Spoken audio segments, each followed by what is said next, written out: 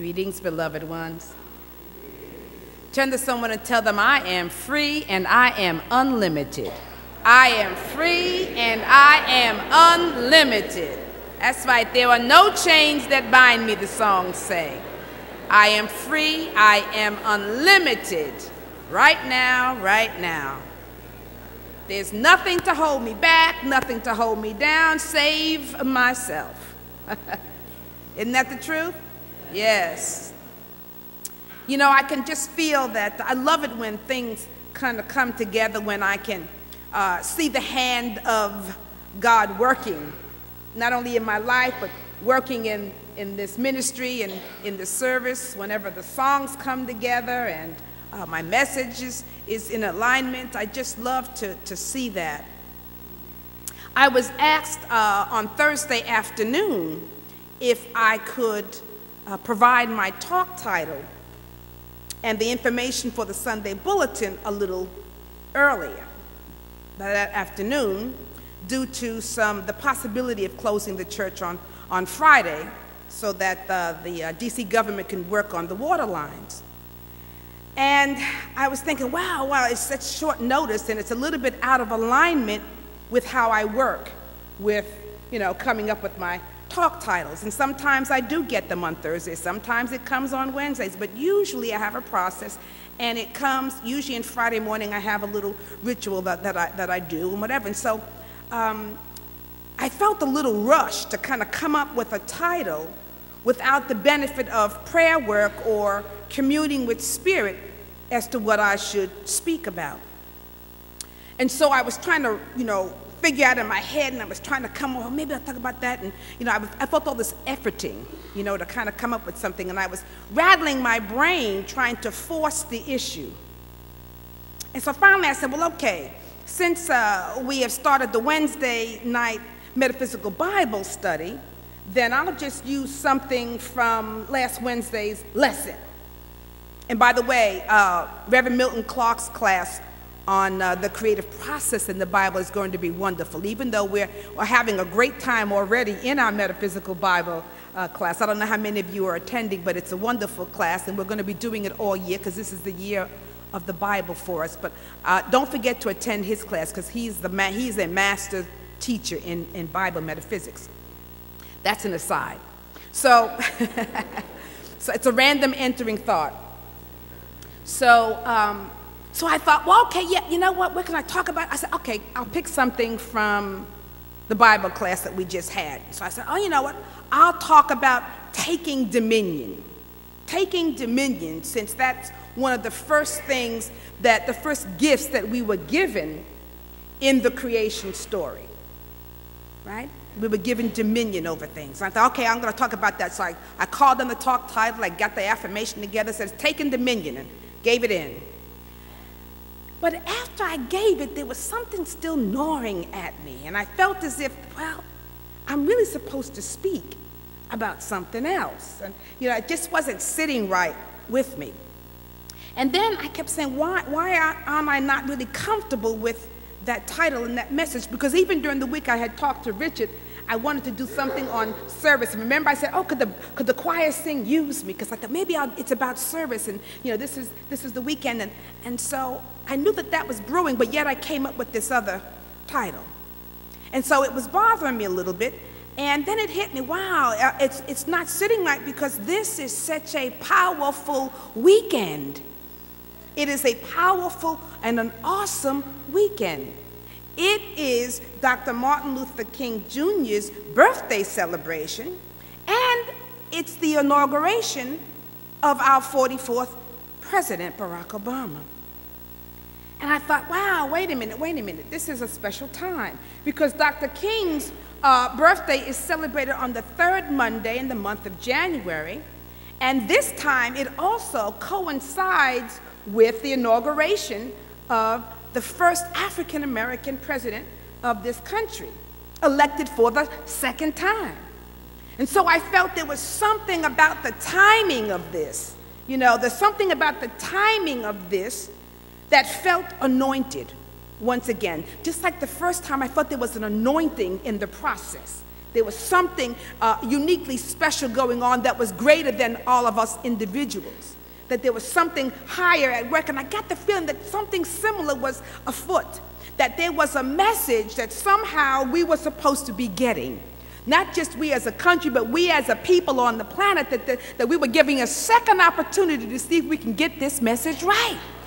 That there was something, you know, that the message that was coming, a message from the divine, a message from the hand of God, a message of hope, a message of spiritual tolerance, a message of love and compassion, a message of tolerance, a message of equanimity, that everyone is equal, a message of us coming together as a people, not just even an American, but as a people on the planet, and that somehow we've got to get the message of justice and freedom and liberty and abundance and plenty and harmony and peace for all, for all.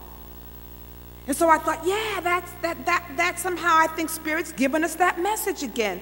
And so I said to myself, surely I should speak about Dr. Martin Luther King's most influential work and his call. But here I am now stuck with the title, Taking Dominion. And from a few verses of Genesis chapter 1. And so I'm like, okay, God, you know, all right, wow, what can I do? So I began to pray, and then all of a sudden it hit me once again. It hit me, I said, oh, you know what? Those two themes were actually related, and they work well together. So I want you to listen to,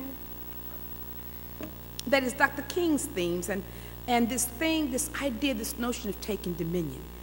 On the last day of creation, you know, after God has created all these other things, on the sixth day of Genesis, this is Genesis 1, chapter 1, verse 26, it says, "And God said, let us make man in our image and after our likeness, and let them have dominion over the fish of the sea, and over the fowl of the air, and over the cattle, and over all the earth, and over every creeping thing that creepeth upon the earth." And he had just created on day 5, you know, the fish, the fowl, all the creepy things, or the creepy crawly things, and all of that, he had created that. So on this day, he's now saying, let us make man in our image and after our likeness, and let them have dominion over the fish and the fowl and the sea and the creepy things. And then he says, so God created man, so it says, so God created man in his own image, and in the image of God created he, male and female created he them. And God blessed them, and God said unto them, be fruitful and multiply, and replenish the earth, and subdue it, and have dominion over the fish of the sea, and the fowl of the air, and over every living thing that moveth upon the earth. And then it says, and God said, behold, I've given you every herb-bearing seed which is upon the earth, and every tree which is the fruit of a tree yielding seed, and ye shall have it for meat. And he says, and then it says lastly, and God saw everything that he made, and behold, it was good. And this was the evening and morning of the 6th day. And I thought, wow, okay. We were given dominion over the fish, dominion over the fowl of the air, dominion over the creeping things. I call them creepy things, but they really, the Bible says creeping things, over all of the earth. And then in Genesis chapter 2, which we did not get to in our class, but it also says that through the experience of Adam, the Adam man, we were also given the power to name all of the things over which we have dominion. So that means that metaphysically speaking, the fish and the birds and the cattle and the creepy things, they all represent some level or quality of thought. Because metaphysically, everything relates to a quality of thought. And so the cattle or the fish or the air, they represent some quality of thought. And we get to name our thoughts and have dominion over them, and thus have dominion over our inner experience. Because how we name our thoughts or how we name our experience is how we will experience our experience. You get that? Yeah, how you name your experience is how you're going to get to experience your experience. How you name your thoughts, the fish, the birds, the cattle, how you name those thoughts is how you're going to be able to name your experience. You can have high thoughts, the birds, you have low, creepy thoughts, you have low thoughts, high thoughts, you have stubborn thoughts, hard thoughts to move, like cattle, you got big thoughts. We have all kinds of thoughts. But however we choose to name them is how we're going to have that experience of that thing. And so this is very important for us to understand the gift that we were given. Now, the only true place that you have true dominion over things is over your inner world, right? Because thoughts and experience equal your inner world. Life is consciousness. What you get to experience is a result of your inner world, your inner thought. Life isn't really lived out there. It seems to be, but it's really lived where? In here. And so the only place that we have true dominion is over our inner world. That's where our greatest power lies. And oddly enough, Dr. Martin Luther King Jr. knew that very thing. Our greatest power lies within us. We all know that Dr. King was greatly influenced by Mahatma Gandhi and his discipline of nonviolence, right? Nonviolence, it was a philosophy, a spiritual discipline, and a way of life that changed the whole Indian nation, and it changed those who had oppressed its people. And so Dr. King was very moved by this philosophy, by this spiritual discipline, by this way of life, of nonviolence, as a medium of change and transformation. Now, there's a big difference between talking about nonviolence and practicing it. There's a big difference between believing in nonviolence and practicing it. Because to practice it takes a whole nother level of being and expression. Because to truly practice nonviolence, one must definitely be in control over one's inner world. You have to have dominion and self-control. You have to have a strong sense of self, a strong sense of your values, a strong sense of your convictions, and you have to be willing to stand upon what is morally right, even in the face of others who believe you to be utterly and completely wrong. Dr. King was very big on understanding moral rights. What is a just law and what is an unjust law? And that, he says, is judged by whether that law equates to a spiritual quality that will determine whether it's just or unjust, whether it's good or not good.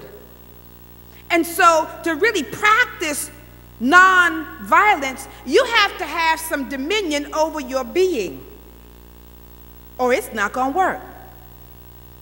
In his letter, his famous letter from the Birmingham City Jail, Dr. King wrote to 8 clergymen.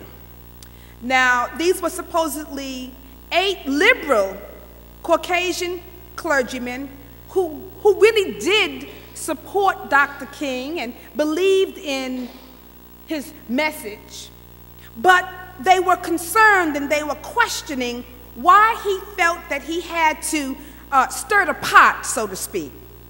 Why did he have to stir the pot with outward protests and with what Dr. King calls direct action, when he could just wait, if he could just wait for things to be settled by and in and through the courts? Dr. King said, we've been waiting a long, long time, and that's not necessarily working. And so he wrote this, in part of this, a beautiful letter. I love this season because it causes me to get out my big book of all his messages, all his talks, and to read and to study the brilliance of them and the openness of his heart, the goodness of his heart. And so this is one of the things he says to them. He says, you may well ask, why direct action? Why sit-ins and marches and etc.? Isn't negotiation a better path? He says, you are exactly right in your call for negotiation. Indeed, this is the purpose of direct action. Nonviolent direct action seeks to create such a crisis and establish such creative tension that a community that has constantly refused to negotiate is forced to confront the issue.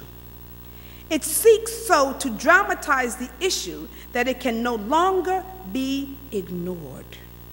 And then he goes on to talk about this difference between creative tension and the tension that comes from violent tension, which he's not for, but nonviolence. There's a purpose for it, which is to move men to confront the issues. And he talks about there are four steps that he and his colleagues would always, four tests that they would employ to determine whether they were going to act upon it. And the steps are collection of the facts to determine whether injustices are alive. The second step would be to negotiate if they could. The third step was self-purification, and I'll talk about that in a minute. And then the fourth step was direct action. So we had collection of the facts to determine if there was some injustice, then to try to negotiate, self-purification, the third step, and direct action. So what he's saying is that, yeah, a negotiation is great, but this direct action is going to get us to negotiation. Direct action is going to get us to the place where we can sit down and have a dialogue, and have us come together to talk about this. So it was very powerful. Now, what most people don't know is that before any nonviolent demonstration, Dr. King and his leaders would put the participants, those who were going to be volunteering, those who were going to be marching or sitting in, whatever, they had to go through rigorous workshops and training on the principles of nonviolence. They couldn't just join in and say, I'm coming in to join you. No. No, they had to go through this training, and they had to go through what he calls a process of self-purification, in which they would ask themselves some powerful questions. Things like, well, are you ready and able to accept blows without retaliation? Can you do that? Are you ready and able to endure the ordeal of jail, of being jailed? Can you do that and handle that? And they would ask all these questions of one another and to see whether they were testing their inner mettle. They were testing their inner character. They were testing their inner strength. And by asking these questions and answering these questions to the point where they could really say yes was a purification, you see, for them. They had to make sure that a person truly had dominion over his or her inner world in order to be able to withstand the outright challenges that were going to be put upon them by the outer world. You needed to be steady inwardly, right? And have dominion. And yes, they did, because they were able to withstand water hoses and attack dogs and being beaten down, threats against their lives and their families, bombings of their home. And all through that, their inward strength helped to change this nation. And that's a powerful demonstration. It's a powerful demonstration for us today because we have the ability to take dominion over our inner world. And when we do, that is when our outer world changes. This is a truth that we've been teaching in New Thought for years, right? When you take dominion over your inner world, that is when your outer world changes. It's not about changing the outer world first and the effects without first having a deep inner transformation. You got to have self-purification. You got to ask yourself the tough questions. Can I endure anything that life out here would throw at me and still have the ability to stand on my principles, to know who I am as a spiritual being empowered by God? Can you take that inward dominion and express that in the world? I had some tea last night. I made myself a cup of tea. When I'm writing my talk, I like to drink ginger tea. And some of you know I get yogi tea, and I had the little things. Well, anyway, this was a different brand, but it had a little ditty on it, and so I got my tea, and I pulled it out, and the message on the tea bag said, "Your choices will change the world." And I got that one. I said, oh, here we go again. See, because God talks to me through tea bag quotes. He gives me messages, you know. And so, because I'm in the middle of writing, I said, oh, thank you, God. What the chances that I would choose a quote like that, right? Your choices will change the world, not the world. And I thought, what if we were to really think of that? That one person, your actions, your choices could actually change the world. We always think it's somebody else. It's somebody like the Dr. Kings or this or Barack Obama or whoever. But your choices will change the world. And if not the world, certainly your world. And once your world is changed and you are changed, guess what? The world is changed. Because we're all connected. So I took that message as a sign that this whole concept of taking dominion is where we need to be right now. So often we say things like, well, you know, he or she made me. They made me so angry that I had to do what I did. Or I don't really have a choice. I didn't have a choice. I had to do this or that. Or so-and-so makes me this or that, whatever it is. But you see, that kind of thinking, friends, is simply giving your power away. It is a thinking of its victimhood consciousness, a victimhood mentality, giving into some perceived outside force acting on you, some perceived outside force with some kind of hold or control over you, when in reality, you and only you can control your inner world. Even Jesus said, look, they can destroy the body, but not the soul. Your soul is your inner world, right? It is the sum total of your thoughts, your feelings, your actions, your perceptions, your values, your beliefs. That's what your soul is. It's your inner world. And how you experience those things, your values, beliefs, all of those things, and how you express those things will determine the quality of your life and of your world. You always have a choice. You always have a choice. And if it seems not to be so for you, that you feel that, oh, I don't have a choice, or I didn't have a choice, then you must understand that that's because of your mental conditioning. From your habitual thinking, your repeated feelings, and your limited perceptions, and the unruly, out of control ego mind that dominates you and that actually keeps you in a state of fearfulness. It keeps you separate and apart from others, and apart from even your own authentic self, your God self. You're a prisoner within your own being.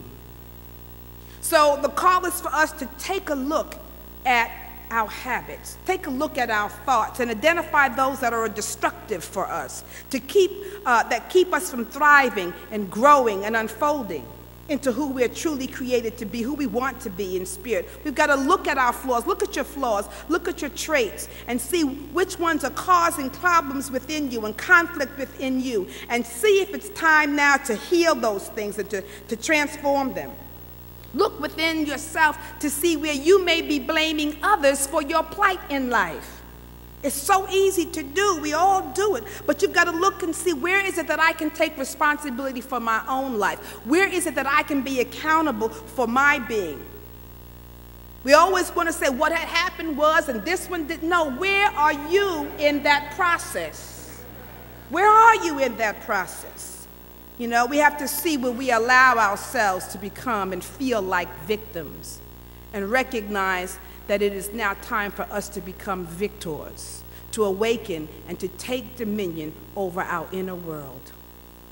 Mahatma Gandhi said this. He said, "You can chain me, you can torture me, you can even destroy this body, but you will never imprison my mind." Albert Einstein said this. He said, "A human being is part of a whole, called by us the universe, a part limited in time and space. He experiences himself, his thoughts and feelings, as something separate from the rest, a kind of optical delusion of his consciousness. This delusion is a kind of prison for us, restricting us to our personal desires and to the affection for a few precious persons nearest to us. Our task is to free ourselves from this prison by widening our circle of compassion to embrace all living creatures and the whole of nature in its beauty." Albert Einstein. And in Hebrews 13, verse 3, it says, "Remember those in prison as if you were their fellow prisoner, and those who are mistreated as if you yourself were suffering." So while we honor today and tomorrow those who work and have worked for freedom and for justice for all people, let us remember that we have to start with ourselves. Freedom is an inside job. Nobody can give you freedom. It's yours. You must take it. You must take dominion. If you can take dominion within you, then your life will be transformed. So we've got to let love and peace and compassion reign in our hearts and reign in our minds, because that's where you find God. That's where you'll be able to stand on the holy ground where no one else can move you from that place. So you must take your place. You must take dominion. That's your gift, and that is your call. And so I say, have a happy, happy, happy, wondrous Martin Luther King Jr. Day. Be blessed and take dominion. Blessings.